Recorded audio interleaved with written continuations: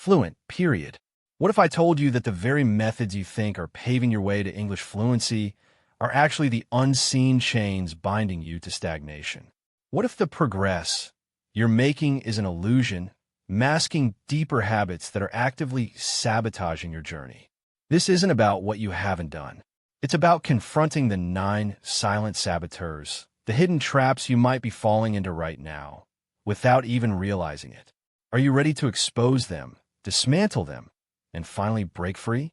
Because the path to true fluency begins when you stop doing what's holding you back.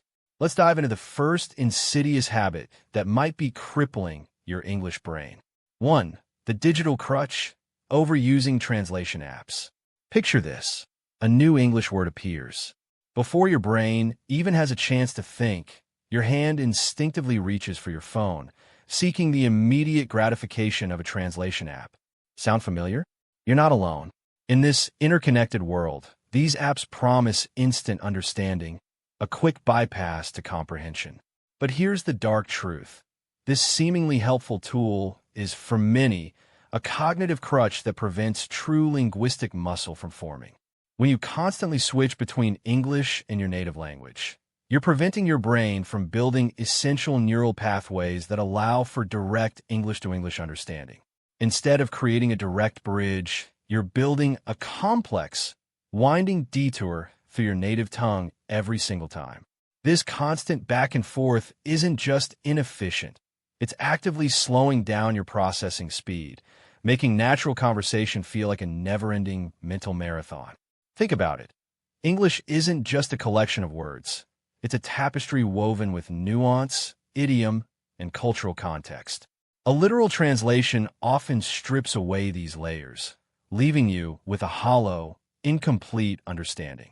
How many times have you translated a word, only to find it sounds awkward or completely wrong when you try to use it in a sentence? This isn't a flaw in your learning. It's a flaw in your method. You're being fed a fractured reality of the language, making it incredibly difficult to form natural, fluid sentences. You're learning to decode, not to think. Moreover, relying on translation apps keeps you firmly anchored in the grammatical structure of your native language. When you translate word for word, you unconsciously try to impose your first language's syntax onto English. The result? Sentences that are grammatically correct but sound stiff, unnatural, or even confusing to a native ear. You're trying to fit a square peg into a round hole, constantly fighting against the natural flow of English. This reliance creates a barrier to internalizing the unique rhythms and patterns of the language, hindering your ability to spontaneously generate authentic English speech. You remain trapped in a perpetual state of conversion, instead of truly living within the English language itself. So, how do we dismantle this digital crutch and liberate your brain? The solution is simpler, yet more challenging than you might imagine. First, make the courageous switch to an English-English dictionary. Think Merriam-Webster or Cambridge. This forces your brain to grapple with definitions within the target language, building those crucial direct connections. Before you even open that dictionary, try a powerful exercise. Guess the meaning from context. Look at the surrounding words, the sentence structure, the overall topic. This isn't just a guessing game. It's a rigorous mental workout that hones your intuitive understanding of English. Your brain will develop a powerful new skill, inferring meaning, a cornerstone of genuine fluency. Every successful guess is a small victory, a new neuron firing, forging a stronger English mind. Another potent technique is active explanation. Instead of translating a word like amused, challenge yourself to describe it using only English. You might say, amused means feeling light, happy, and entertained by something funny or interesting. Notice the immediate shift? No native language involved. This process deepens your comprehension, strengthens your vocabulary retention, and, most importantly, trains you to think in English. It forces you to manipulate the language, to become an active participant rather than a passive receiver.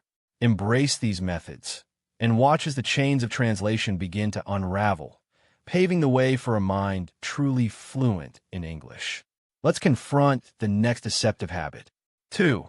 The illusion of sophistication, memorizing advanced or high-level words. Many learners fall prey to a subtle yet powerful trap.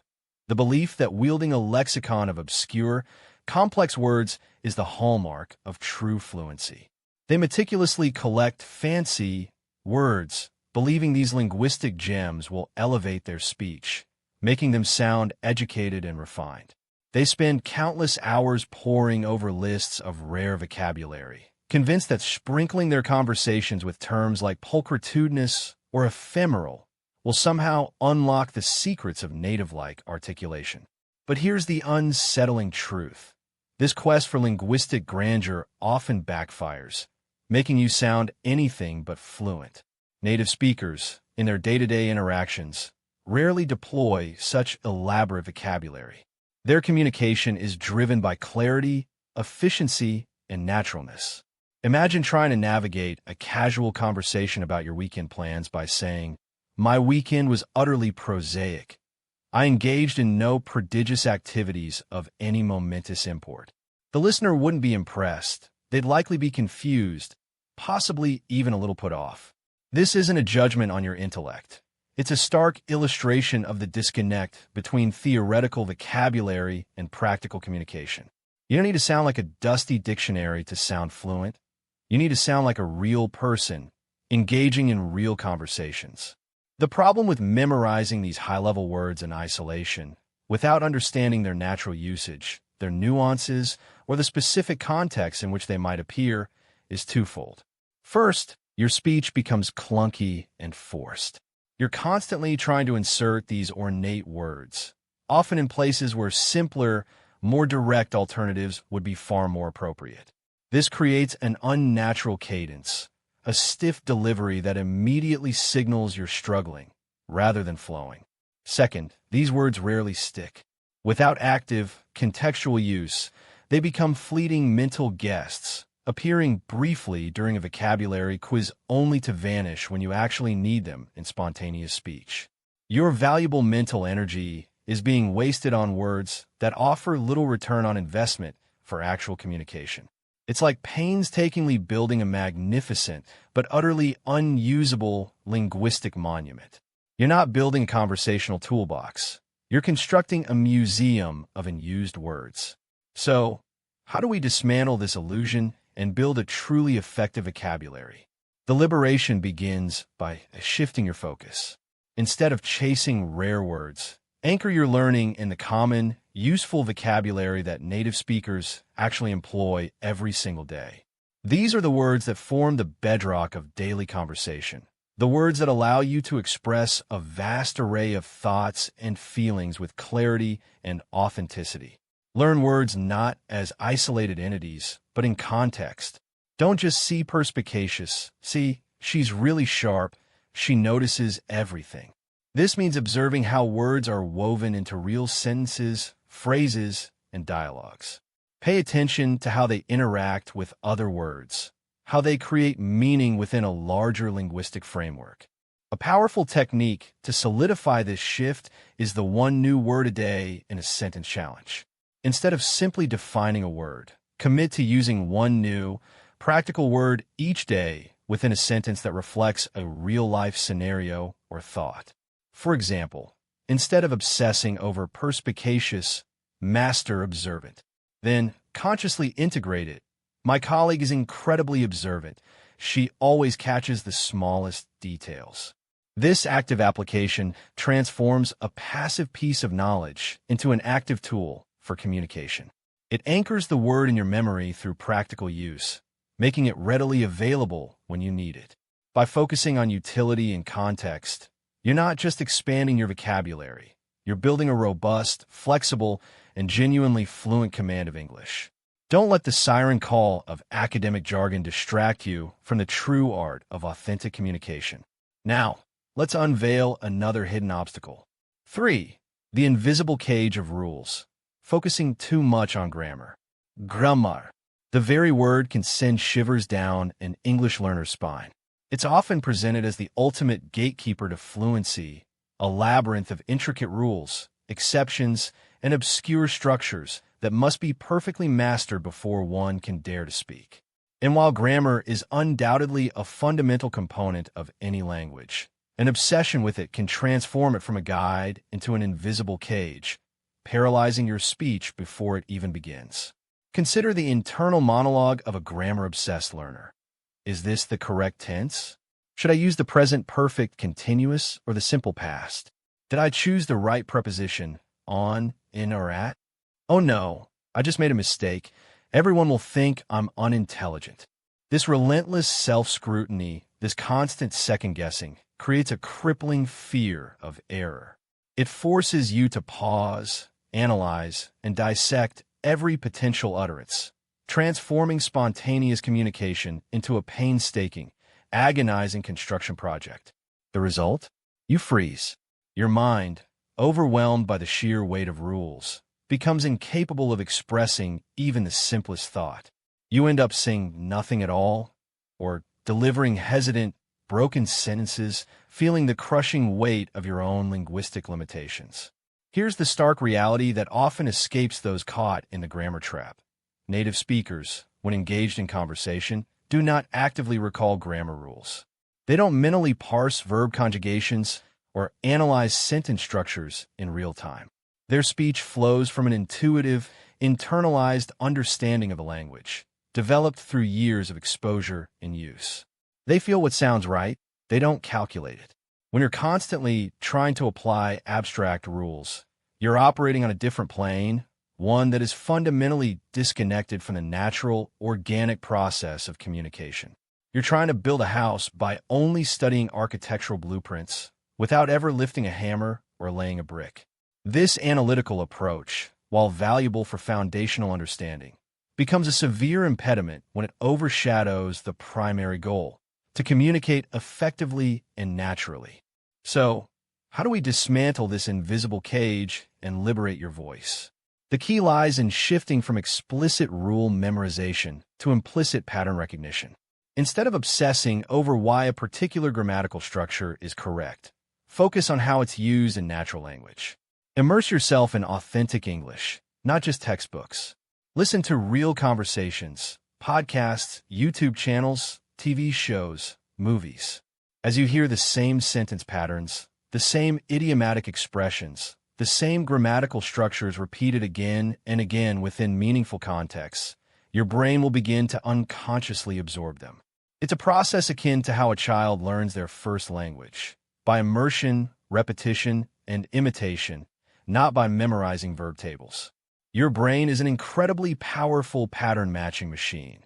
Feed it enough examples, and it will begin to discern the underlying logic without you needing to explicitly analyze every single component. To truly internalize these patterns, don't just passively listen. Actively engage. When you hear a phrase like, "I've been to Paris before," don't stress over whether it's present perfect or past simple. Simply register it as a natural, correct way to express that specific idea. Repeat it. Incorporate it into your own mental dialogue. The goal is to develop an intuitive feel for English, where correct grammar becomes second nature, an innate sense of what sounds right. This is where the magic happens. When you move beyond the paralyzing fear of grammar and truly understand the pulse of natural English, your speaking will transform. If you're ready to break free from these chains and truly unlock the fluent speaker within, consider joining our growing community here at Fluent. Hit that subscribe button and become part of a journey dedicated to liberating your English. Embrace the patterns, trust your intuition, and let your grammar improve organically, freeing you to speak with confidence and ease. Let's reveal the next silent saboteur. For the comfortable lie of observation, relying only on passive learning. Imagine wanting to become an Olympic swimmer. You spend countless hours watching videos of professional athletes gliding through the water, analyzing their strokes, memorizing their techniques. You read books on swimming theory, understand the physics of buoyancy and drag. You can describe every nuance of a perfect freestyle. But here's the critical question. If you never actually get into the water and practice swimming yourself, will you ever truly learn to swim? The answer, of course, is a resounding no. This stark analogy perfectly illustrates the fourth bad habit, relying solely on passive learning. Many English learners fall into this comfortable trap, believing that simply exposing themselves to the language, watching movies, listening to podcasts, reading articles, will somehow, magically transform them into fluent speakers. They diligently consume English content, building an impressive reservoir of comprehension.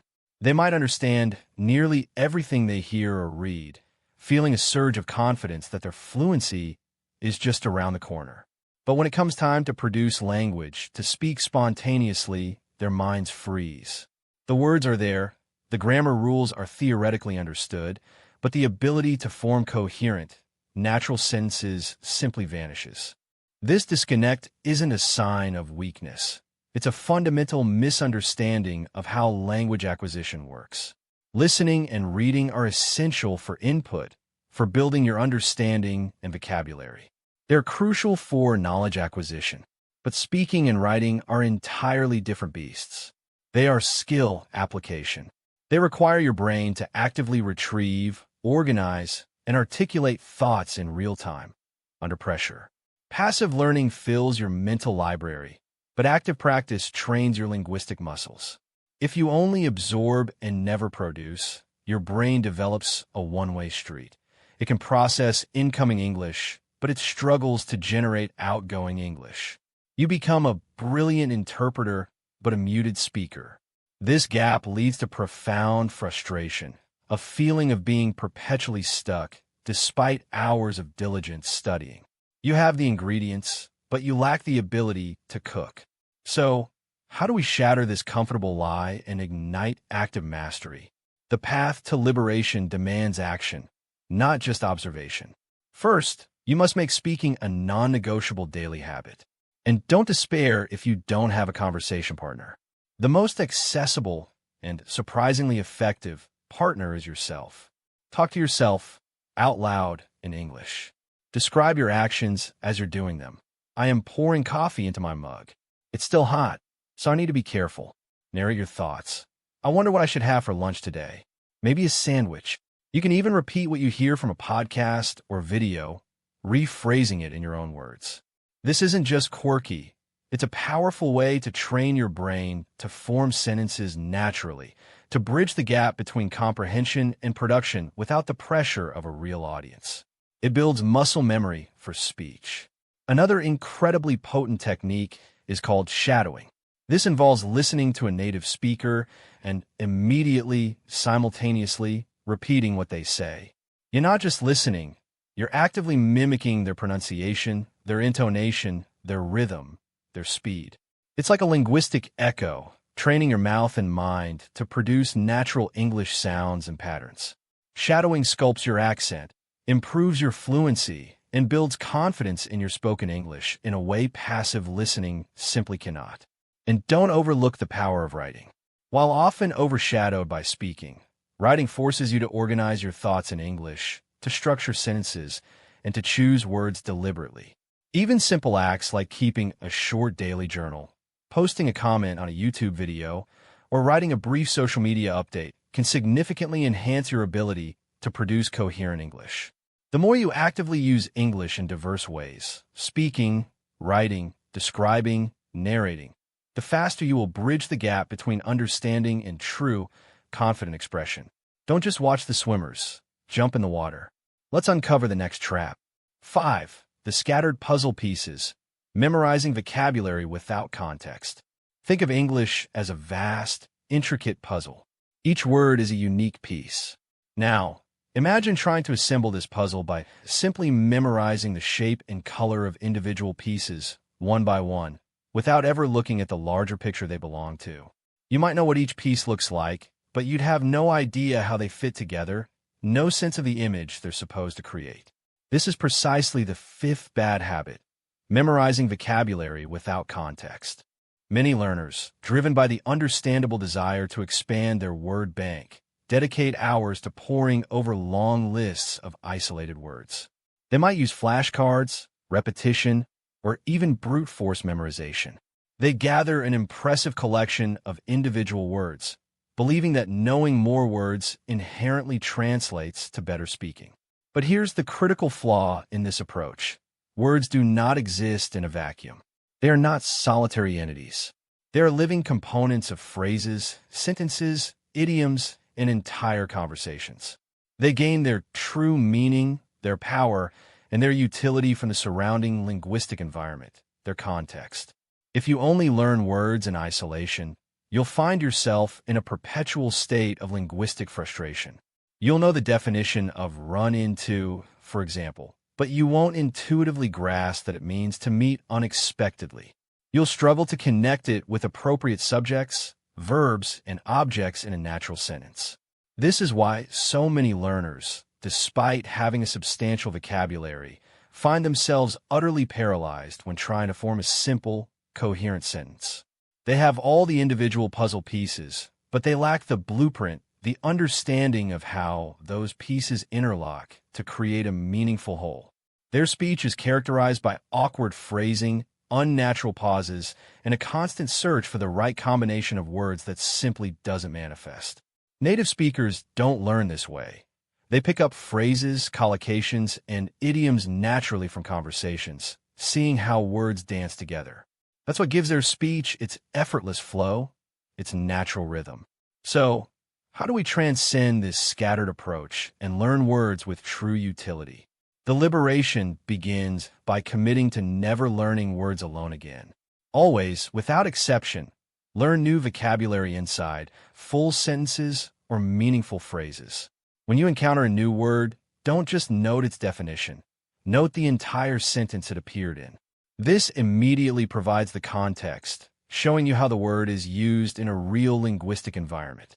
Instead of just run into equals and contrar, learn, I ran into my old friend at the grocery store yesterday. This instantly imprints the word's practical application, making it infinitely more accessible for your own use. Secondly, cultivate a keen awareness for how words are actually used in real conversations. Whether you're watching a movie, listening to a podcast, or reading a book, pay close attention to the combinations of words native speakers naturally employ. How do they describe emotions? What verbs do they pair with specific nouns? This conscious observation will reveal the natural collocations and patterns that make English sound authentic. Finally, for every new word you decide to master, challenge yourself to find or create at least 3 distinct example sentences. The more diverse contexts you see and generate for a single word, the deeper your understanding will become, and the more readily it will spring to mind when you need it. This active engagement with context transforms isolated puzzle pieces into a coherent, beautiful linguistic tapestry, making your vocabulary not just larger, but infinitely more powerful and usable. Let's turn our gaze to the 6th subtle constraint. 6. The cozy prison of simplicity. Sticking to comfortable vocabulary. There's a natural human tendency to gravitate towards comfort, to choose the familiar over the challenging. In language learning, this often manifests as the 6th bad habit, perpetually relying on a limited, comfortable vocabulary. We cling to words like very good, bad, nice, or happy because they're simple, they're safe, and they generally get the job done. But while these basic terms might communicate a bare minimum, they also construct a cozy prison around your linguistic potential, stifling your growth and preventing you from expressing yourself with true precision and color. Imagine trying to paint a vivid landscape using only 4 primary colors. You might convey the basic shapes and outlines, but you'd utterly fail to capture the subtle shades of light, the texture of the leaves, or the depth of the shadows. Your painting would be simplistic, generic, and ultimately uninspiring. The same principle applies to your English. When you default to very cold instead of freezing, bitter, or frigid, you're missing an opportunity to paint a richer, more accurate picture with your words. You're not just being less precise. You're also sacrificing the naturalness and impact that specific, nuanced vocabulary provides. Your English sounds bland, repetitive, and ultimately less like a native speaker. You're playing it safe, but safety often comes at the cost of true expressiveness. This reliance on a restricted vocabulary sends a subtle message that you're either struggling to find the right word or that your command of the language is limited. It prevents you from conveying the true depth of your thoughts, feelings, and observations. How can you genuinely convey intense exhaustion if you only say very tired instead of drained, worn out, or frazzled? How can you express profound joy if you're stuck on very happy instead of ecstatic, thrilled, or overjoyed? The nuances of human experience demand a broader palette of words. By limiting yourself, you're not just holding back your English, you're holding back your authentic self from shining through the language. It keeps you perpetually at the beginner or intermediate level, unable to break through to genuine fluency. So, how do we escape this cozy prison and unleash a more vibrant, expressive English? The liberation begins with a deliberate challenge. Commit to replacing your basic, overused words with more natural, specific, and impactful alternatives. Start with the very X trap instead of very cold. Train yourself to think and say freezing. Instead of very tired, reach for exhausted or drained. Instead of very happy, experiment with thrilled, delighted, or ecstatic. This isn't about memorizing synonyms. It's about actively cultivating a habit of seeking out the perfect word, the word that truly captures the essence of what you want to convey. A powerful practice is to create a replacement list for your most common crutch words. For example, under good, list alternatives like excellent, superb, fantastic, effective, competent, satisfactory, agreeable. Then, consciously try to use one of these alternatives whenever you normally say good. Pay attention to how native speakers express similar ideas. Absorb their more colorful and precise language. Practice these new words and phrases aloud, incorporating them into your daily self-talk or writing until they begin to feel natural and effortless. The more you challenge yourself to step outside your comfort zone, to explore the rich tapestry of English vocabulary, the more comfortable and confident you'll become in wielding it. This isn't just about sounding better. It's about unlocking a richer, more authentic version of yourself in English. Let's expose the seventh habit that silences progress. 7. The silent surrender to confusion, not asking questions. In the midst of a conversation, a new word or phrase suddenly hits you. You don't quite grasp its meaning. Or perhaps the speaker says something at a speed that blurs the words into an incomprehensible stream. What's your immediate reaction? Do you sheepishly nod? Do you murmur a vague, uh-huh, or, hoping the moment passes and you'll magically catch up? If so, you're succumbing to the seventh bad habit, the silent surrender to confusion. This seemingly harmless act of pretense is, in fact, one of the most detrimental behaviors for your English progress, trapping you in a web of misunderstandings. The fear of looking foolish, of appearing less intelligent or slower than others, is a powerful inhibitor. Learners often feel embarrassed to ask for clarification, convinced that it will expose their limitations and earn them judgment. But here's the crucial revelation. Native speakers do not judge you for asking questions. In fact, they often appreciate it. It signals that you are engaged, that you are genuinely trying to understand, and that you value clear communication.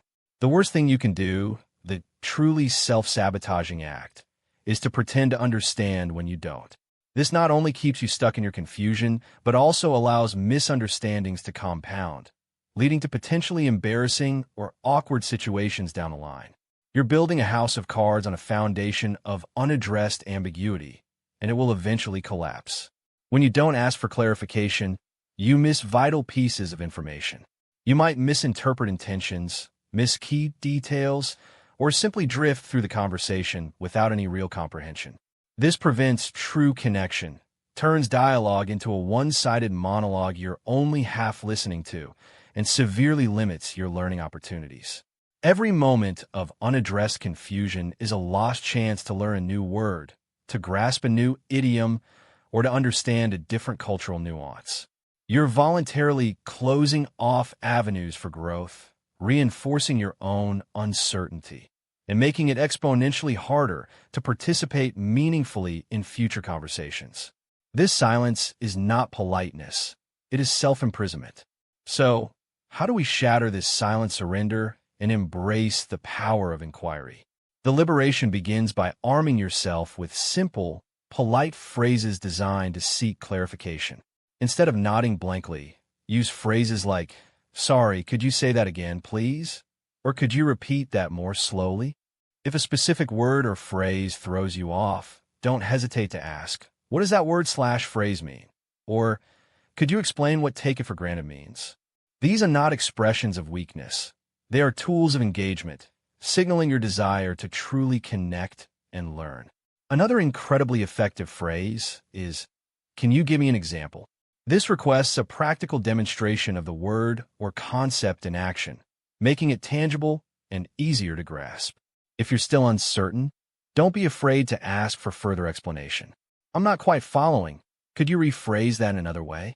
This shows persistence and a genuine commitment to understanding. And if you want to confirm your own understanding, paraphrase what you heard. "So, if I understand correctly, you're saying that? Is that right? Or you mean that?"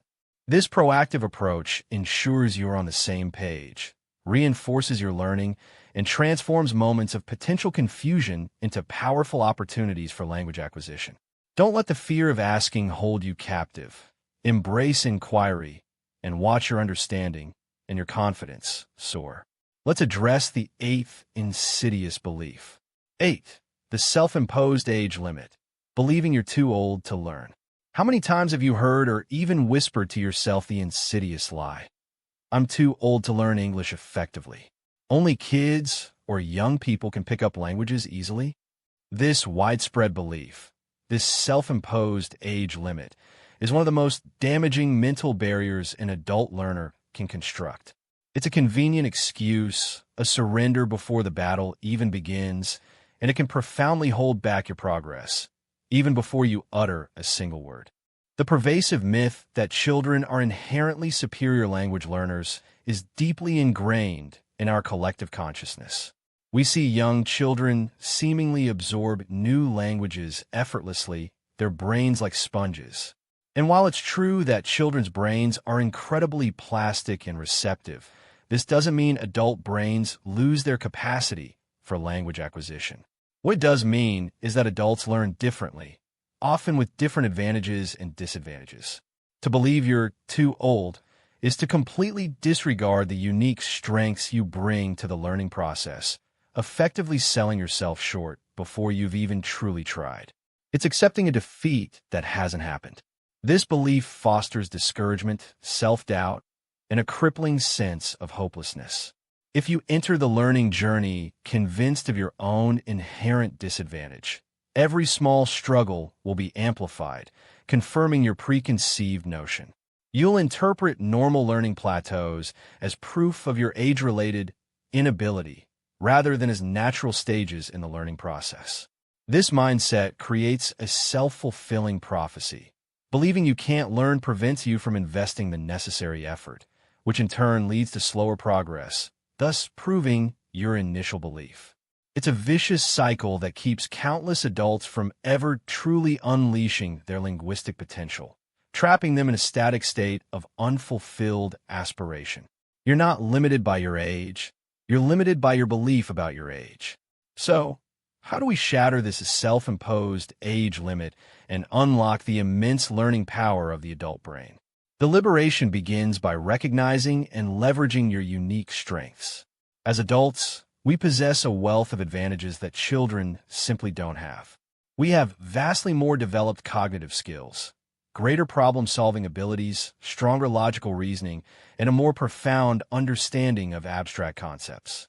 This means we can often grasp grammar rules and language patterns more efficiently than children, connecting new information with existing knowledge in sophisticated ways.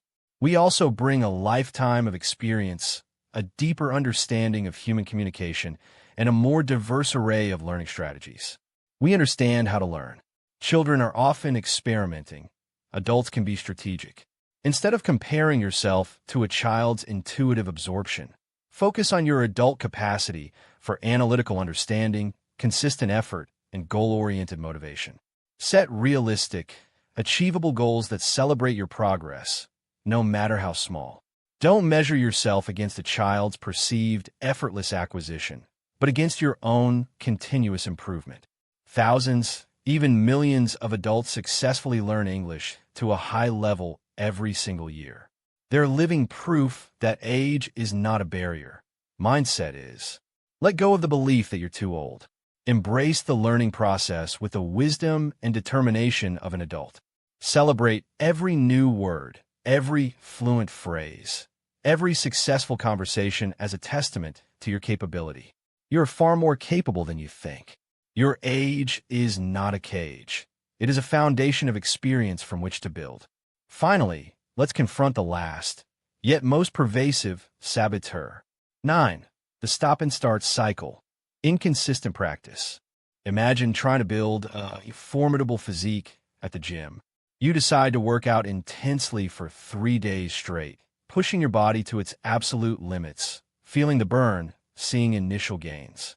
Then, exhausted, you take a 2-week break. You come back, repeat the intense burst, and then disappear for another long period. What do you think would happen? Your muscles would never truly develop.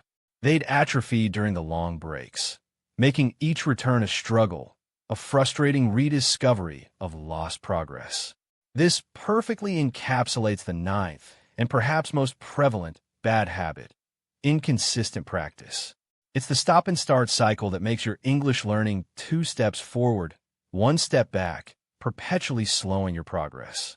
The allure of intense, marathon study sessions is powerful. We feel a burst of motivation, dedicate an entire Saturday to English, cramming hours of grammar and vocabulary. But then life happens. We get busy, lose steam, and a few days turn into a week, then 2, then a month without any meaningful interaction with the language. During these long breaks, your brain, in its infinite efficiency, begins to prune what it deems unused information. That vocabulary you painstakingly memorized, that grammar rule you finally grasped, they begin to fade from your active memory, making your next return to English feel like starting almost from scratch. This isn't just inefficient, it's profoundly demotivating. You invest energy, see fleeting progress, and then feel it slip away, leading to a frustrating cycle of forgotten knowledge and renewed effort. You're constantly digging the same trench, never truly advancing. The key to mastering English, or any skill, is not intensity, it is regularity. It's consistency. Studying for 3 hours once a week is nowhere near as effective as practicing for just 15 to 30 minutes every single day. Daily, consistent engagement ensures that the linguistic pathways in your brain remain active, strengthened, and reinforced. It prevents forgetting, allows new information to integrate more deeply, and crucially, transforms English learning from a sporadic chore into an embedded habit. Your brain thrives on routine and repetition. Small, consistent efforts compound over time, leading to exponential growth that intense, intermittent bursts simply cannot achieve. This daily interaction doesn't just retain knowledge, it builds momentum, fostering a sustainable and truly effective learning journey. So, how do we dismantle this stop-and-start cycle and cultivate unbreakable consistency? The liberation lies in making English an integral, non-negotiable part of your daily life, even if only for a short duration. Instead of aiming for perfect, marathon sessions, aim for presence. Incorporate English into different facets of your day. Listen to a short English podcast segment during your commute. Describe your breakfast aloud to yourself for 5 minutes. Write a brief comment on a social media post in English. Read an English news article while you drink your coffee. The goal is to touch the language in some way, every single day. This multifaceted engagement ensures you're not just memorizing vocabulary or grammar, but actively using English in its various forms: listening, speaking, reading, and writing. Furthermore, make English practice enjoyable. If it feels like a chore, you're less likely to stick with it. Find shows you genuinely want to watch in English. Play language learning games. Engage in brief, fun chats with online language partners. The more you infuse English into activities you already enjoy, the less it will feel like study, and the more it will feel like a natural extension of your life. Consistency is the silent force that propels true fluency. It builds the momentum that fear, age, or confusion cannot break. Embrace daily practice, no matter how small, and watch as your English transforms from a struggle into an effortless flow. You've now seen the 9 silent saboteurs, the hidden chains that might be binding your English progress. But simply knowing them isn't enough. The true power lies in confronting them, in choosing to break free from these detrimental habits, and in consciously forging a new path toward genuine, effortless fluency. The journey won't always be easy, but by understanding these traps, you've gained the map to navigate around them. Now it's time to walk that path. It's time to become fluent, period.